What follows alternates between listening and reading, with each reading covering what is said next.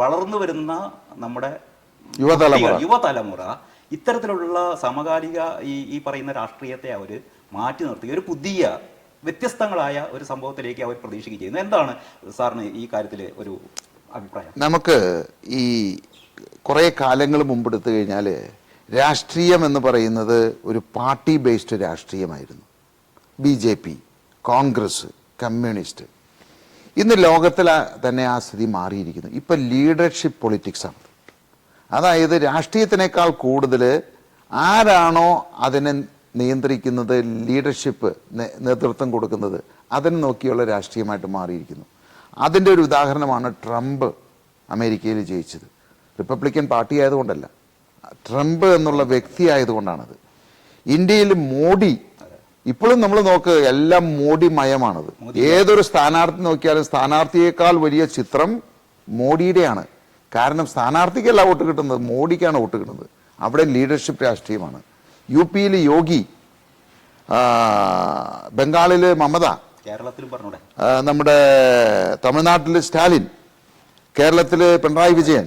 അപ്പോൾ അതുകൊണ്ടാണ് വോട്ട് നേടിയത്. പക്ഷെ ഇത്തവണ ശ്രദ്ധിച്ചോ നമ്മളൊരു കാര്യം, കഴിഞ്ഞ 2021 നിയമസഭാ തെരഞ്ഞെടുപ്പിൽ സ്ഥാനാർത്ഥിയേക്കാൾ വലിയ ചിത്രം പിണറായി വിജയന്റെ ആയിരുന്നു. നമ്മൾ എങ്ങോട്ട് തിരിഞ്ഞു കഴിഞ്ഞാലും പിണറായിയെ കാണാതെ നമുക്ക് പോകാൻ പറ്റില്ല.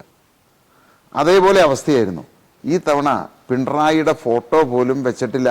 കാരണം എന്താണത്? പിണറായിയുടെ ഫോട്ടോ കണ്ടു കഴിഞ്ഞാൽ വോട്ട് പോകും. ആ സാഹചര്യത്തിലേക്ക് വന്നു.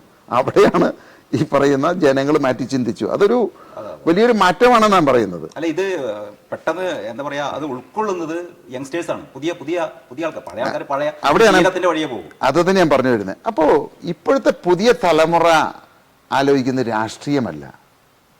അവർ മുന്നിൽ കാണുന്നത് തങ്ങളെ തൻ്റെ ഇടത്തോടെ നേർവഴിക്ക് ഈ രാജ്യത്തെ രക്ഷിക്കാനായിട്ട് നേതൃത്വം കൊടുക്കുന്ന ആളുകളെ, അല്ലെങ്കിൽ ഇവിടുത്തെ കൊള്ളയെയും തെമ്മാടിത്തരത്തെയും ചോദ്യം ചെയ്യുന്ന, പരസ്യമായിട്ട് പറയുന്ന ആളുകളെയാണ് അവർ ഇഷ്ടപ്പെടുന്നത്.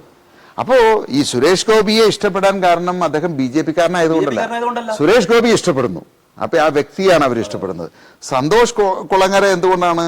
അദ്ദേഹം ഇതുപോലെ തന്നെ ഈ നാട് നശിച്ചു പോകുന്ന ഓർത്തിട്ട് ഇന്നത്തെ രാഷ്ട്രീയക്കാർ ചെയ്യുന്നതിനെ പരസ്യമായിട്ട് വിമർശിക്കുന്ന ഒരാളാണത്. അദ്ദേഹത്തെ ഇഷ്ടപ്പെടുന്നത് അതുകൊണ്ട് തന്നെയാണ് എന്നെ ഇഷ്ടപ്പെടുന്നത്. ഈ രാഷ്ട്രീയക്കാരുടെ കൊള്ളയും തെമ്മാടിത്തരവും പരസ്യമായിട്ട് ഞാൻ വിമർശിക്കുന്നു, അതുകൊണ്ട് ഇഷ്ടപ്പെടുന്നു. അല്ലാതെ 2020 എന്ന പാർട്ടിയേക്കാൾ കൂടുതൽ അതിന് നേതൃത്വം കൊടുക്കുന്ന സാബു ജേക്കബിനെ ആളുകൾ ഇഷ്ടപ്പെടുന്നു. അതാണ് ചുരുക്കം.